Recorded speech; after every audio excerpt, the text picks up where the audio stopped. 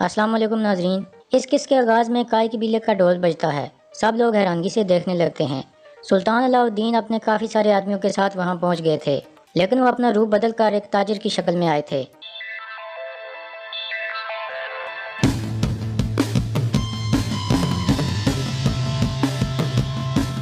अंदर पहुंचकर वो सब अपने घोड़ों से उतर आते हैं। धुंधार उन्हें खुश आमदीद कहता है। सुल्तान कहते हैं, हमने अपने दोस्तों से अर्तुल साहब के बारे में बहुत सुना है। हम यहाँ तिजारत करने आए हैं। हलफ में मुझे अबू मंसूर मोहम्मद के नाम से पुकारते हैं। धुंधार कहता है, आपको बहुत खुश आमदीद है। मैं अर्तुल साहब का भाई धुंधार हूँ। आप अपने आदमियों के साथ हमारे मेहमान बने। आप लंबा सफ़र तय करके आए हैं, कुछ आराम कर लें। सुल्तान कहते हैं, शुक्रिया। फिर वो एक तरफ कुछ रोमियों को देख कर कहते हैं, मैंने सुना है कि आपकी रियासत कारा जैसर के साथ हालत जंग में है, फिर भी आप इन रोमियों के साथ तिजारत कर रहे हैं। धुंधार कहता है, ये तिजारत नहीं है, बल्कि अर्तुल साहब ने इन लोगों की मदद करने का हुक्म दिया था, क्योंकि ये मुश्किल में हैं। सुल्तान कहते हैं, मैंने अपनी ज़िंदगी में बहुत सी रियासतें देखी हैं, लेकिन आप पहली रियासत हैं जो अपने दुश्मन के लोगों की भी मदद करते हैं। आयमा खातून कहती हैं, अर्तुल साहब हमेशा गरीब लोगों की मदद करते हैं। फिर सुल्तान कहते हैं, लगता है अर्तुल साहब ना सिर्फ एक अजीम जंगजू हैं, बल्कि एक बेलौस इंसान भी हैं। फिर धुंधार आयमा खातून और अलीमा सुल्तान का तारुफ कराता है। सुल्तान कहते हैं, आप लोग बहुत ही शानदार कालीनें तैयार करते हैं, इसी वजह से मैं यहाँ आया हूँ। मैं आपसे बहुत सारी कालीनें खरीदना चाहता हूँ। फिर सुल्तान अपने आदमी को इशारा करते हैं तो वह सोने की 2 बड़ी बड़ी पोटलियाँ उठा कर ले आता है।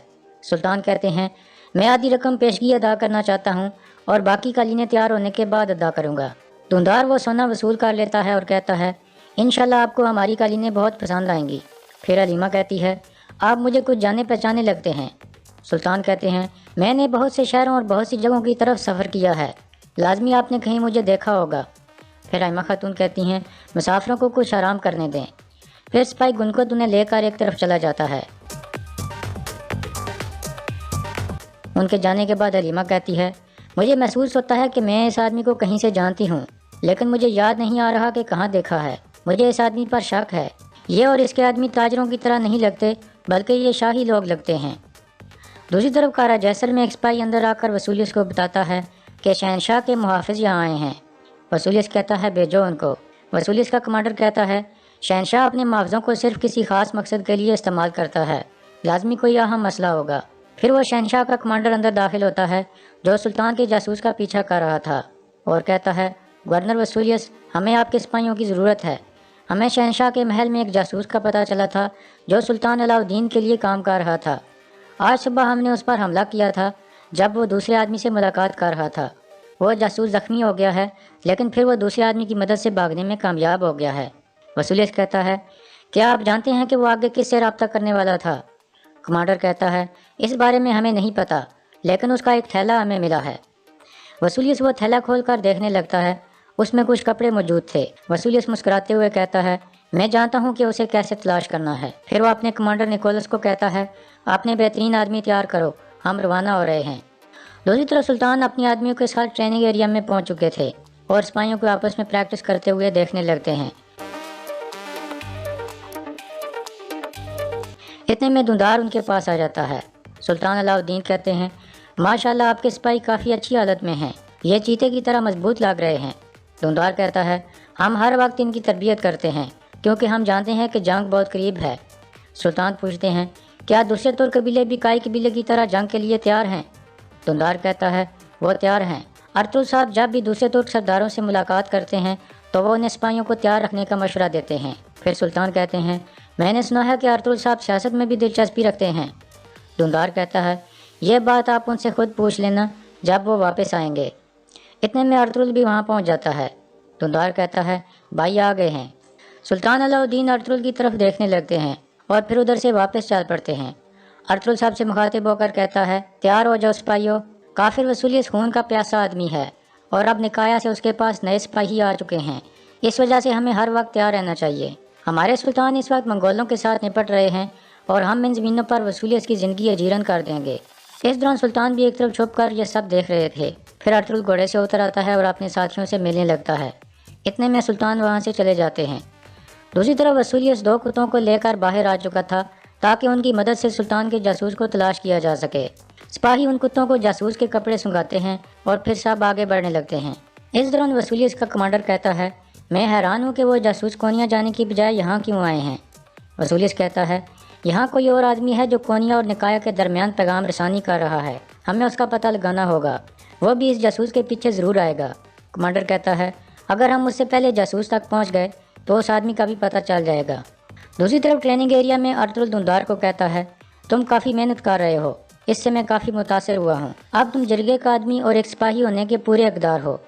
یہ سن کر دھندار بہت خوش ہو جاتا ہے اور کہتا ہے میرے پاس بھی آپ کے لیے ایک خوشخبری ہے بھائی، حلب سے ایک تاجر ابو منصور یہاں آیا ہے، وہ ہماری قالینوں سے کافی متاثر ہے اور ہم سے بہت ساری قالینیں خریدنا چاہتا ہے، اس نے پیشگی میں کافی سارا سونا بھی دے دیا ہے۔ ارطغرل کہتا ہے یہ تو خوشی کی بات ہے، کہاں ہے وہ؟ دھندار کہتا ہے ابھی تو وہ یہیں تھا، پتہ نہیں کہاں غائب ہو گیا ہے۔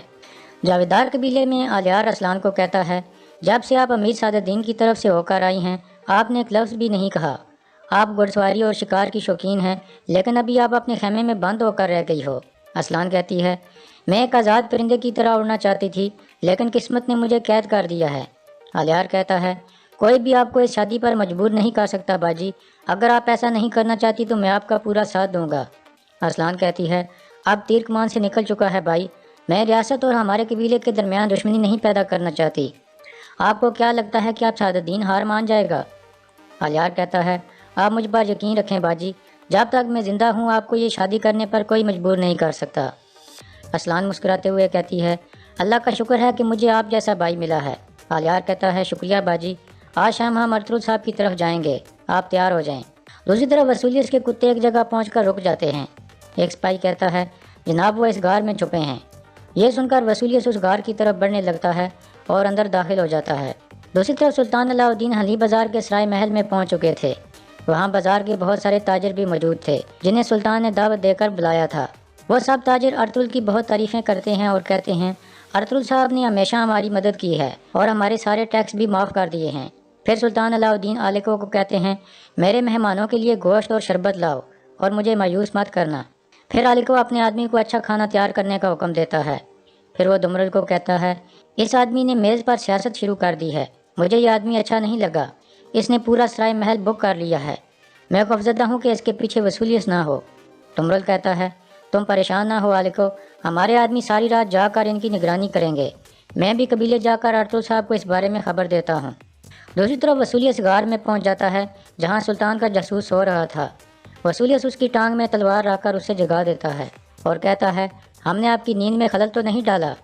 وہ جاسوس اپنا خنجر اٹھانے کی کوشش کرتا ہے لیکن وسولیس اسے ناکام بنا دیتا ہے اور کہتا ہے بتاؤ مجھے سلطان علاء الدین کی زمینوں پر تمہارا جاسوس کون ہے؟ یہاں تم کس کا انتظار کر رہے ہو؟ جاسوس کہتا ہے میں شہادت کا انتظار کر رہا ہوں کمینے۔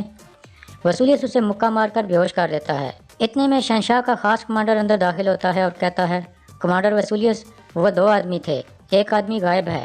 یہ سن کر وسولیس اس کمانڈر کی گردن پر تلوار پھیر کر اسے مار دیتا ہے۔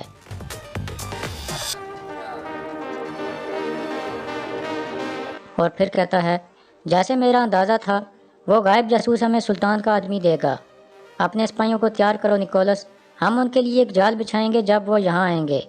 دوسری طرف آلیار اور اسلان کائی قبیلے پہنچ چکے تھے اور سب کھانا کھانے لگتے ہیں۔ اس دوران حلیمہ ان کو بتاتی ہے کہ آج ایک تاجر یہاں آیا ہے جس نے ہماری قالینوں کی شہرت کے بارے میں سنا تھا، اب ہم دونوں قبیلے مل کر مزید قالینیں تیار کریں گے۔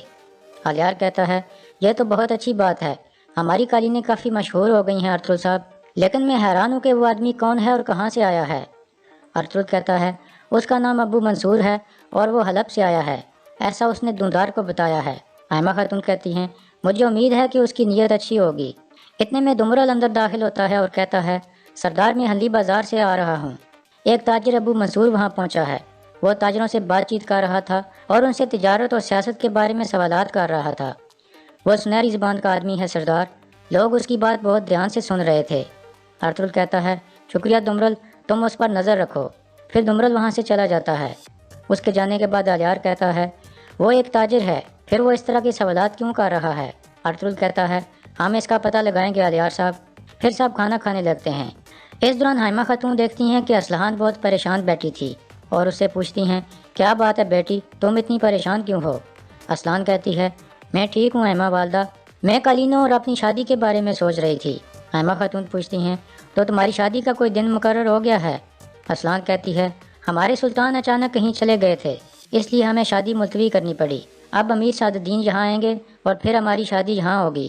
الیار کہتا ہے یہ بہتر ہوا کہ شادی ملتوی ہو گئی ہے۔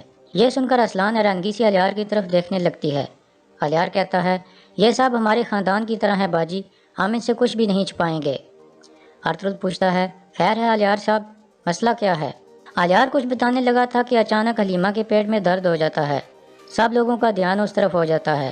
حلیمہ کہتی ہے میرا بچہ آنے والا ہے، پھر وہ درد سے چیخنے لگتی ہے۔ ائمہ خاتون اسلان کو کہتی ہیں آپ جا کر فوراً ارطغرل صاحب کو بلا لاؤ۔ یہ سن کر اسلان فوراً باہر چلی جاتی ہے۔ کچھ دیر بعد حکیم ارطغرل آ جاتا ہے اور حلیمہ کا معائنہ کرنے لگتا ہے اور پھر کہتا ہے صورتحال ٹھیک نہیں ہے سردار، بچے کی پیدائش شروع ہو چکی ہے لیکن کچھ ٹھیک نہیں ہے۔ آپ فوراً دائیوں کو بلا لیں اور افسا خاتون آپ کچھ پانی گرم کر لیں، دائیوں کو اس کی ضرورت پڑے گی۔ یہ سن کر ارطغرل اٹھ کر باہر مرکزی خیمے میں آ جاتا ہے اور کچھ پریشان ہو جاتا ہے، اور یہاں اس قصے کا اختتام ہو جاتا ہے۔